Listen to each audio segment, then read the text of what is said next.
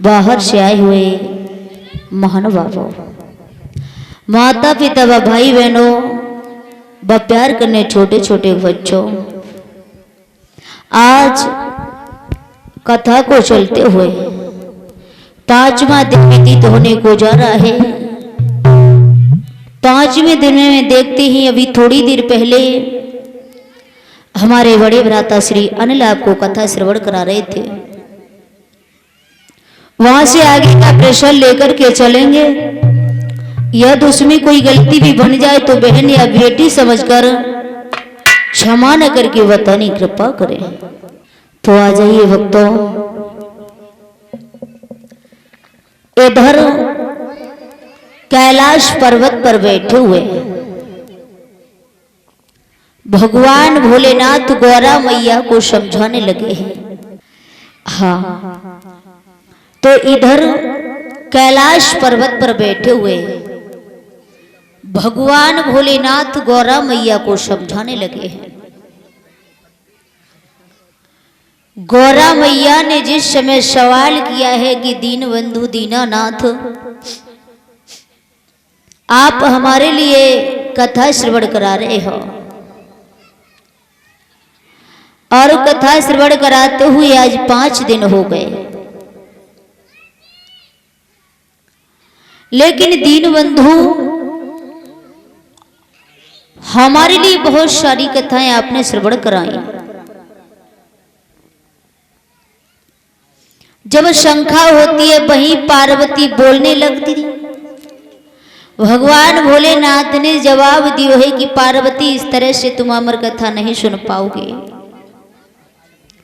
पहले आपने जिद ठानी थी, और जिस समय जिद ठानी उस समय मैंने आपके लिए अमर कथा सुनाने के लिए बहुत प्रयत्न किया।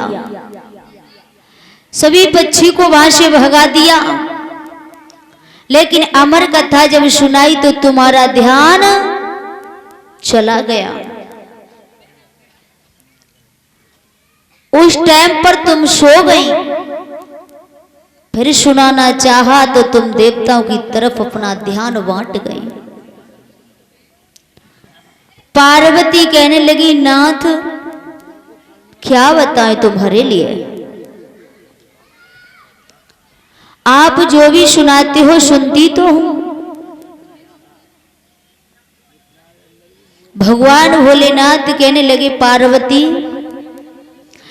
यदि आप जो कथा मैं श्रवण कराऊंगा वो कथा अपने जीवन के बारे में नहीं उतारोगी तो इस तरह से तुम अमर कथा समझ नहीं पाओगे। वैसे देखा जाए श्रीमद् भागवत दुनिया कराती है, दुनिया सुनती है, दुनिया जानती है, लेकिन इसका अर्थ नहीं पता है, और अर्थ जानते भी हैं लेकिन इसका महत्व समझते नहीं है। श्रीमद् भागवत, श्री मानी लक्ष्मी, मद मानी अहंकार, भा मानी भक्ति, गा मानी ज्ञान, वा मानी वैराग, ता मानी तपस्या। जिसके पास लक्ष्मी आ जाती है तो अहंकार अपने आप हो जाता है। और महाराज कहना तो यह है कि लक्ष्मी से अहंकार ना करके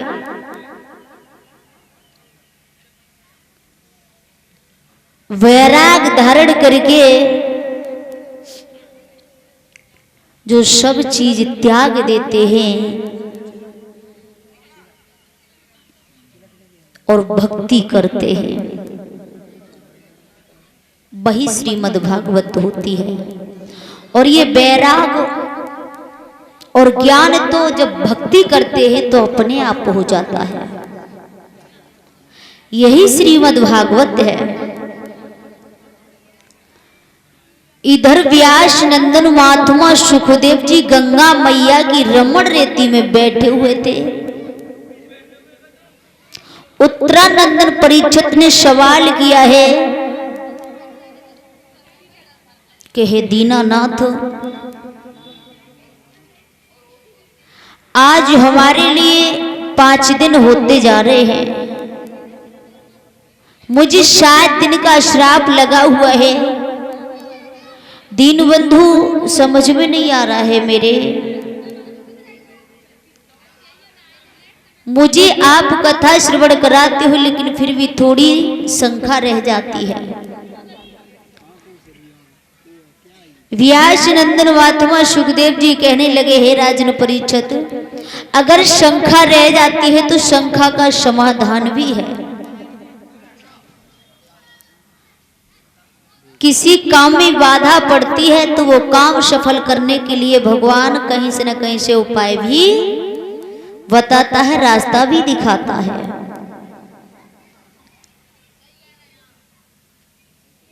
सुखदेव जी महाराज कहने लगे कि हे राजन परीक्षित,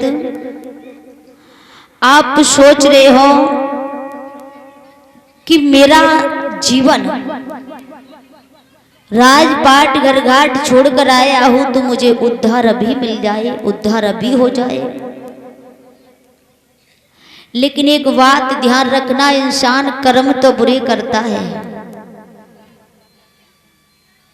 कर्म बुरे करता है लेकिन फल अच्छा लेना चाहता है। लेकिन मेरे भैया, जो जैसा करता है कर्म फल वैसा ही मिलता है। क्यों? क्योंकि आप बुरे कर्म करोगे, बुरे कर्म का फल तो दुख है। सुख में कोई सुमिरन नहीं करता है, क्योंकि कवि ने कल्पना की है कि दुख में सुमिरन सब करे, सुख में करे न कोई, और जो सुख में सुमिरन करे तो दुख काए होए। लेकिन एक तरह से बताते हैं कि भगवान का जितना भजन करते हैं, जितना नाम लेते हैं, वही इसी तरह से भगवान जो गरीबी देते हैं, भगवान के जो भक्त होते हैं, अगर राक्षस और देवता में युद्ध हो रहा है तो भगवान देवता के लिए डांटेंगे। तो इसी तरह से एक भगवान का भक्त है और दूसरा राक्षस का है, तो भगवान अपने भक्त को ही परेशान करेंगे, अपने को ही डांटेंगे, गरीबी देंगे, परेशानी देंगे, लेकिन अपने के लिए देंगे, दूसरे के लिए नहीं। भैया, जो दुनिया में कर्म बुरे करते हैं और फल अच्छा लेना चाहते हैं, लेकिन पाप करोगे तो पाप का फल तो तुम्हारे लिए जरूर मिलेगा। इस जन्म में नहीं मिलेगा तो अगले जन्म में मिलेगा, लेकिन भोगना तो पड़ेगा, भोगना तो पड़ेगा।